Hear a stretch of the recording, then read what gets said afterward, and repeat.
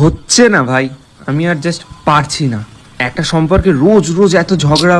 গীতায় বলা আছে বৎস, ঝগড়াই হলো প্রেমের উৎস। ভগবত গীতায় এইসব কবে লেখা ছিল? আরে তোর গার্লফ্রেন্ড গীতা বলেছে ভাই, সে লাভস ইউ রে। ও তো বলবেই, কারণ ও নিজেই ঝগড়া করে যায়, ফলের আশা করে না। আরে নে ধর, ব্যাপারটা কি বলতো, আসলে যে কোনো সম্পর্ক অনেকটা বিরিয়ানির মতো, জানিস তো, স্বাদ আনতে গেলে এলাচের মতোই ঝগড়ার ইনগ্রিডিয়েন্টটা মাস্ট।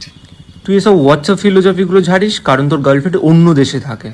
কি একটা প্রেম করিস, 4 বছর সম্পর্কে একটা আলাপ অব্দি করালি না, শুধু ছবিই দেখিয়ে গেলি। তাও ভাব, এতগুলো বছর না দেখেও কত ভালোবাসি, আর তোরা রোজ দেখা করে ঝগড়া করিস কি করে বলতো? ক্রিঞ্জ। যাই হোক, কালকে কি একটা স্পেশাল দিন বলছিলিস না? এবার কিন্তু ও কল করলে আমিই তুলবো। হ্যাঁ।